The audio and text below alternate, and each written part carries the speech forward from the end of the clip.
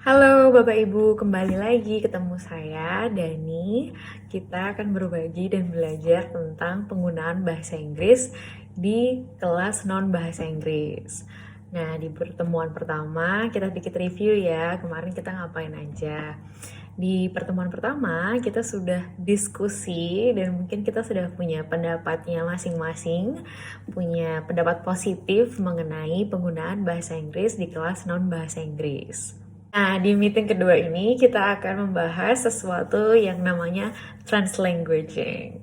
Oke, di sini semua guru adalah guru bahasa. Mungkin kita nggak perlu diskusi lagi ya tentang ini. Pasti kita sudah setuju dan punya pendapatnya masing-masing dan tidak apa-apa di pertemuan pertama tentang bagaimana semua guru adalah guru bahasa. Oke, tujuan pembelajaran kali ini adalah ada 5.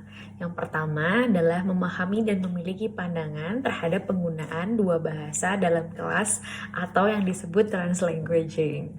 Yang kedua adalah memahami dan dapat menerapkan contoh media pembelajaran kelas yang dapat menunjang penggunaan dua bahasa dalam kelas. Yang ketiga, 4, 5, pada akhir pembelajaran saya berharap jika kita semua bisa mendesain sebuah rencana dari penggunaan class rules atau peraturan kelas, class expression board atau papan berekspresi, dan anonymous text atau teks rahasia. Nanti di kelas ini kita akan membahas dan belajar bersama-sama tentang apa sih ini semua yang saya sebutkan ini. Dan saya berharap nanti di akhir kita akan punya tugas dan Bapak Ibu bisa berpartisipasi untuk mendesain rancangan dari penggunaan media-media ini yang kemudian dikirimkan ke email saya. Nanti pada akhir proses pembelajaran kita semua, saya akan membahas di bagian refleksi apa saja rancangan-rancangan Bapak Ibu yang sudah buat dan kita bisa koreksi bersama-sama dan pastinya bisa dapat masukan-masukan gitu. Oke, istilah translanguaging sendiri artinya adalah translanguaging in the linguistic realities of 21st century, especially the fluid and dynamic practices that transcend and boundaries between named languages, language varieties, and language and other semiotic systems. Ini kayak terdengar serius banget.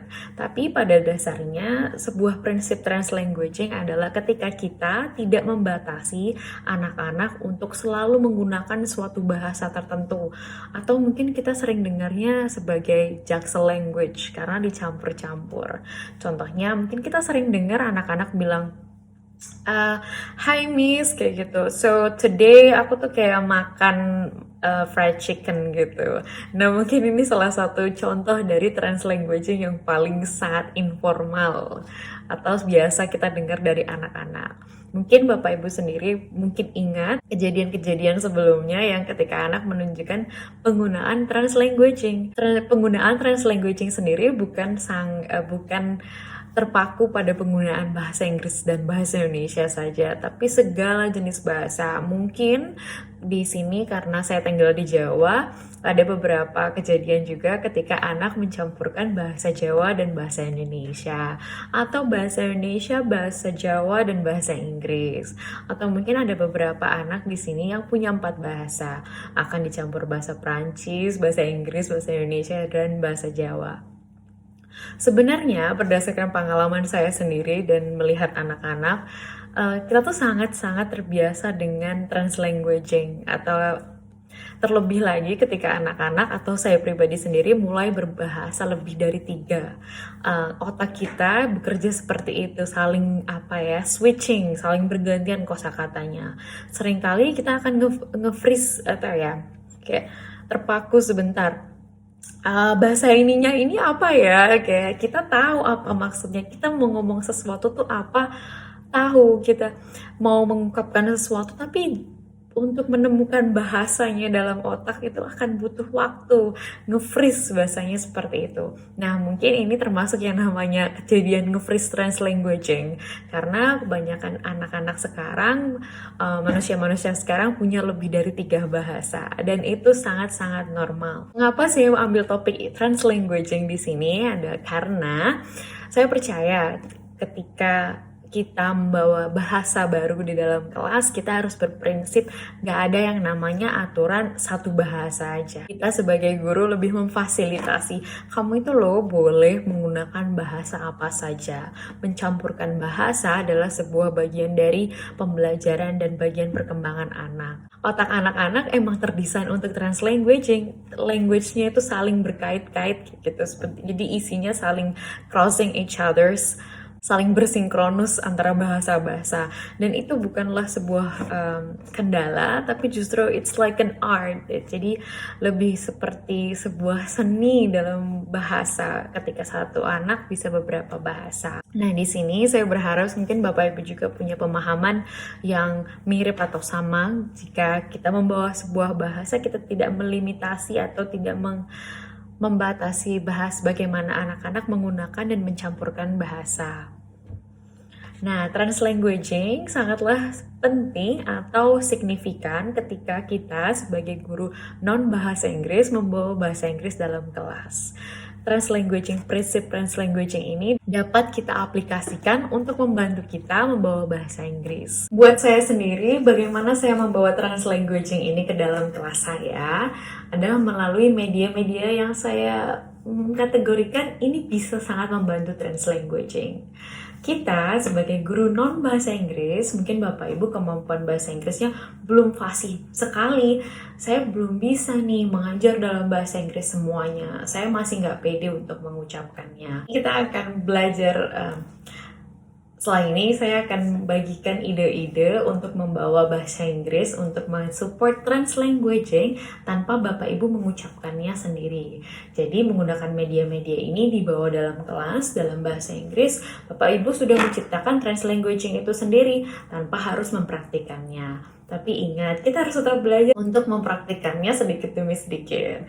Tapi media-media setelah ini akan sangat membantu pekerjaan Bapak Ibu dalam membawa translanguaging ke dalam kelas.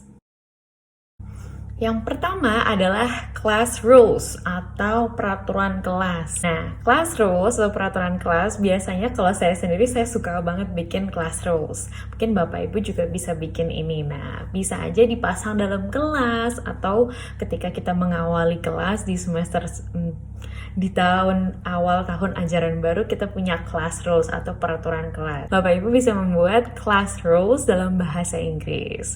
Jadi meskipun kita tidak mengucapkannya secara langsung membawanya dalam kelas, ketika kita sudah pasang dalam kelas ataupun memperlihatkannya di awal semester dan membacakan kepada anak-anak, secara otomatis kita sudah membawa translanguaging ke dalam kelas kita sendiri. Nah, dalam mendesain sebuah class rules, ada nih beberapa tips yang Bapak Ibu bisa gunakan, yang bisa ambil untuk membuat class rules yang oke.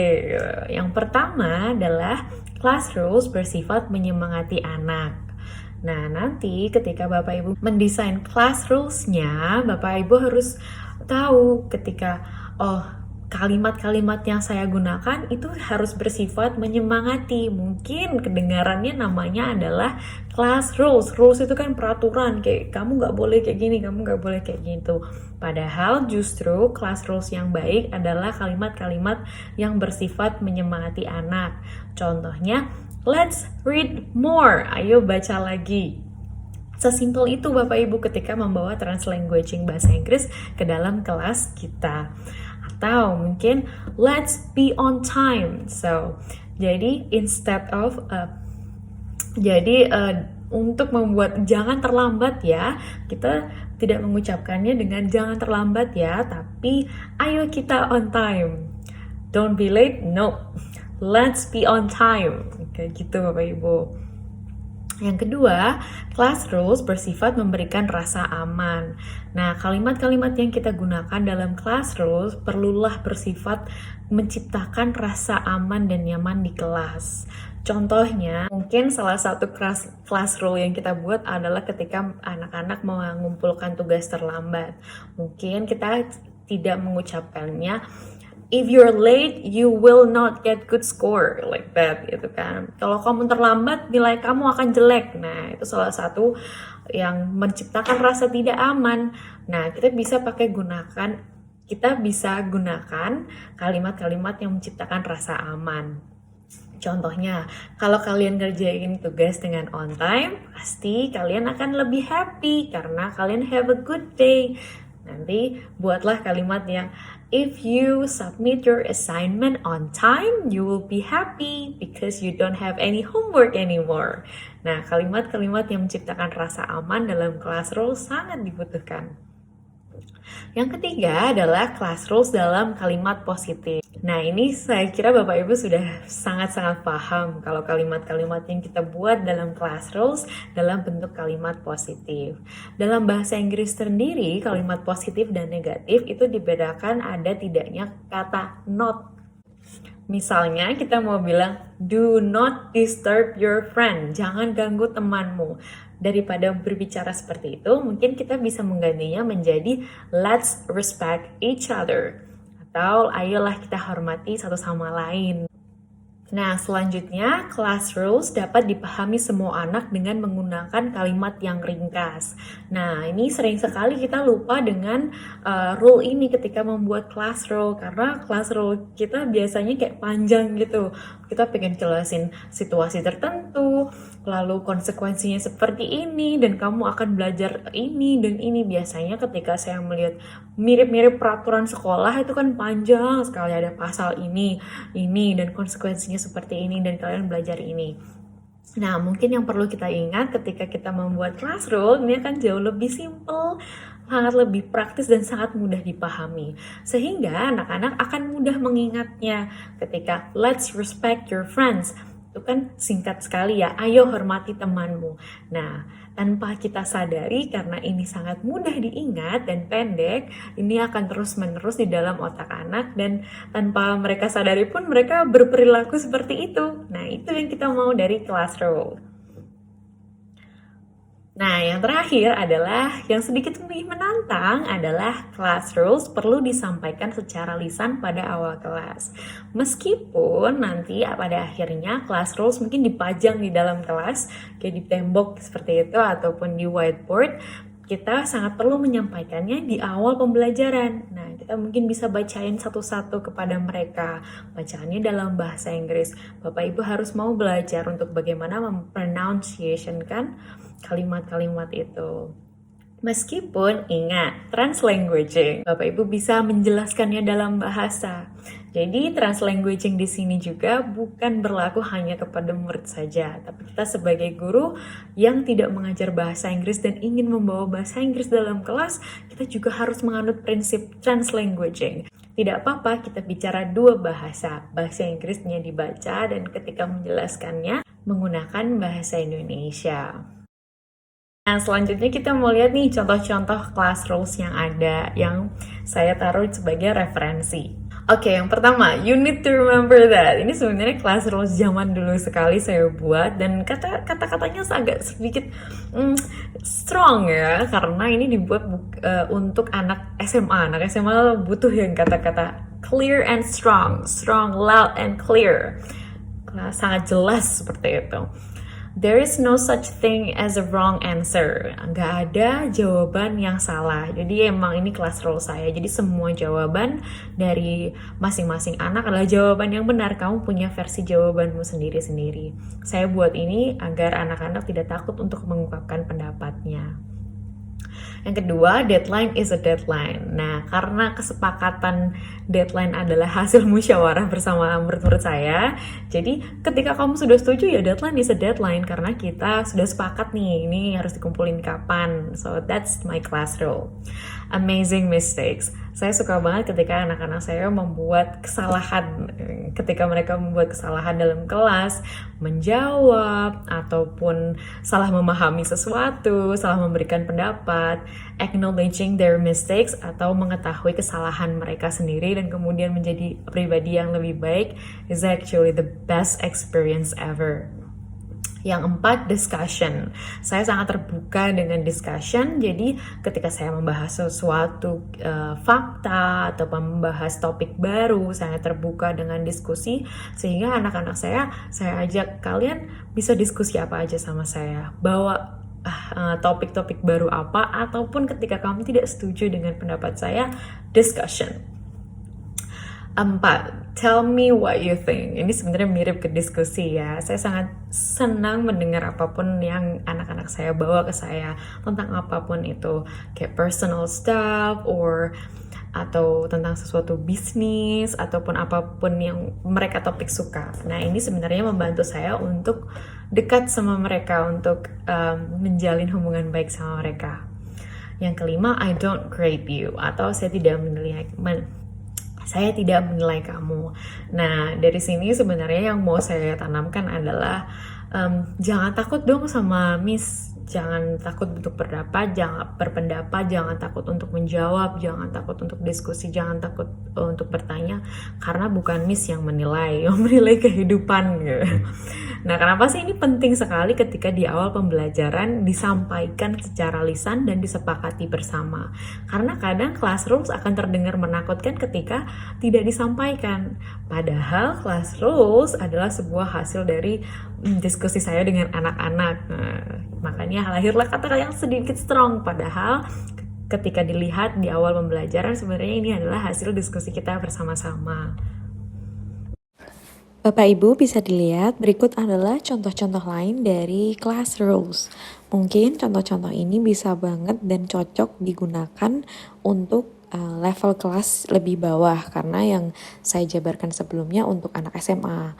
Mungkin ini bisa untuk anak SMP ataupun SD. Oke, ide kedua dari membuat translanguaging adalah class expression board atau papan ekspresi kelas. Nah, ini datang idenya dari salah satu teman kerja saya. Jadi di dalam kelasnya ada satu whiteboard kosong yang itu namanya adalah class expression board atau tempat siswa menunjukkan kemajuan dan ekspresi apapun itu. Jadi idenya adalah anak-anak diperbolehkan untuk menulis apapun tentang pembelajarannya. Kebetulan teman saya yang menggunakan class expression board adalah kelas fisika. Jadi boardnya putih itu kosong dan anak-anak boleh tulis apa aja. Nah, mereka boleh tulis fun fact, tips belajar, dan what's trending. Misalnya, fun fact ketika mereka menemukan sesuatu kayak, oh ternyata saya tuh baru tahu ya kalau misalnya fisika itu ada satu yang namanya misalnya kuantum atau apa, saya nggak ngerti di fisika. Atau mungkin di fun fact tentang misalnya jika Bapak Ibu guru informatika, mungkin, oh ternyata yang nemuin Microsoft itu namanya Bill Gates. Terus boleh juga tips belajar, misalnya ada anak yang tulis, if you read 5 times, you will remember. Kamu baca 5 kali, kamu pasti ingat. Nah, ini boleh juga ditulis di board ini. Yang ketiga mungkin what's trending, misalnya, oh ternyata iPhone keluarin versi baru nih, so what's trending, mungkin di kelas informatika. Jadi anak bebas menulis apapun itu di board expression class dalam bahasa Inggris. Nah, ini adalah salah satu media yang sangat efektif Bapak Ibu untuk membawa translanguaging ke kelas kita. Ini juga salah satu media yang kita sebagai guru tidak ngapa-ngapain. Bener-bener kita hanya memfasilitasi, memberikan tempat untuk anak-anak berkembang untuk menggunakan bahasa Inggrisnya di dalam pembelajaran kita yang non bahasa Inggris. Mungkin ini terlihat sangat sepele atau bagaimana, padahal dengan halnya seperti ini Bapak Ibu akan melihat bagaimana mereka berkembang luar biasa dengan kita memberikan fasilitas dan rasa aman nyaman menggunakan beberapa bahasa dalam kelasnya. Saya jadi ingat satu kalimat tentang sebuah teknik mengajar. Waktu itu tentang student centered. Bagaimana sih kamu tahu kamu telah melakukan student centered? Salah satunya adalah ketika di dalam kelas yang kerjanya banyak itu adalah muridnya, bukan gurunya. Ketika kamu sudah mengaplikasikan student centered dan kamu mau tahu saya tuh udah student centered belum sih, ya itu bisa direfleksikan ketika di dalam kelas sebenarnya yang aktivitas yang banyak bergerak, yang kerjanya banyak itu siapa ya. Nah, murid-murid lah ini, anak-anak kita yang harusnya jauh lebih bekerja keras daripada kita. Nah, disinilah salah satu media translanguaging yang memberikan mereka menyenangkan, tapi mereka sendiri yang beraktivitas dan mereka belajar banyak dari sana. Nah, mungkin Bapak Ibu bisa secara rutin seminggu sekali dihapus, kemudian mereka bisa tulis lagi, semua anak-anak bisa baca. Di sini beberapa skill langsung diaktifkan, skill membacanya dan juga menulisnya, skill bahasa Inggrisnya. Nah, contoh ketiga adalah board bertema. Nah, ini mirip board expression class, cuma ada temanya. Biasanya ini digunakan lebih ke advanced class karena ada temanya, ada limitasi yang lebih sempit lagi, lebih spesifik lagi. Dan biasanya kalau di anak SMA ini lebih digunakan untuk social studies atau kelas-kelas sosial. Biasanya mereka butuh mengeksplor banyak topik ataupun bahasa, banyak literatur. Ini salah satu tempat untuk bertukar ide antar anak atau untuk mengeksplor diri mereka sendiri adalah lewat board bertema atau theme board. Nah, di sini idenya adalah Bapak Ibu menyiapkan board lagi, mungkin tidak whiteboard, jadi yang bisa ditempel-tempel, jadi anak-anak bisa tulis sendiri di kertas mereka dan kemudian ditempel. Nah, Nah, Bapak Ibu bisa menggantikan temanya mungkin sebulan sekali atau seminggu sekali. Contohnya, mungkin minggu ini temanya self-awareness atau mengenali diri sendiri. Mereka bebas tulis apapun, bagaimana kamu mengenali bagaimana mereka mengenali diri sendiri, apakah sudahkah kamu mengenali dirimu sendiri, ataupun teknik-teknik cara mengenali diri sendiri. Pokoknya, satu yang saya temukan sangat menarik adalah anak-anak itu kreatif sekali. Kita tanpa suruh ataupun kasih guidance yang kamu tuh yang ini contohnya kayak gini, mereka bisa diberikan satu problem atau tema, mereka bisa mengeksplor banyak hal kreatif yang mereka bisa siap tuliskan untuk ini. Nah, ini bisalah pilih tema-tema yang menarik untuk mereka. Ini lagi adalah media translanguaging yang Bapak Ibu tidak perlu bekerja banyak, hanya perlu menjelaskan di awal. So, hi guys, jadi kita punya nih namanya board bertema atau theme board. Atau Bapak Ibu bebas menamainya apa aja. Nah, tema minggu ini adalah kita menulis tentang, mungkin Bapak Ibu Sains juga bisa, mungkin tentang katrol. Nah, kalian boleh nih tulis katrol tentang apa aja, yang penting ada katrolnya. Ini mengaktifkan kosakata mereka, memberikan kesempatan mereka untuk menggunakan bahasa Inggris di pelajaran Bapak Ibu, dan membuat rasa aman dan nyaman menggunakan beberapa bahasa Inggris, dan rasa yang jelas biasa aja gitu loh. Bahasa Inggris tuh biasa aja, gak ada yang istimewa. Jadi mau gak mau mereka akan belajar dengan sendirinya. Nah, mungkin untuk kelas lebih rendah, contohnya seperti what's your hobby? Apa hobimu? Nah, mereka harus tuliskan hobinya lalu ditempel, terus teman lain bisa membacanya, saling melihat. Nah, kayak gitu mungkin ini bisa sangat efektif. Nah, contoh keempat adalah anonymous text. Nah, ini saya gunakan sendiri di kelas saya.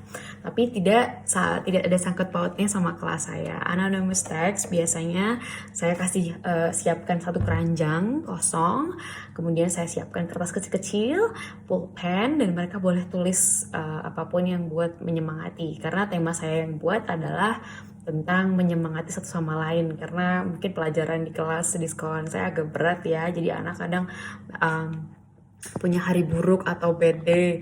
Nah, temannya bisa saling menyemangati, jadi mereka boleh tulis kalimat-kalimat menyemangati apapun dalam bahasa Inggris, kemudian dimasukkan ke keranjangnya dan anak lain boleh ambil. Jadi biasanya saya tulis if you have a bad day you can take one. Nah, kalau kamu punya hari yang buruk kamu boleh ambil loh satu kertas ini, dan mereka boleh ambil dan mereka bisa baca tentang kayak semangat ya, cheer up, I love you gitu misalnya, have a good day, don't worry everything is gonna be okay, misalnya kayak gitu. Mereka tulisannya kayak gitu, kita saling menyemangati.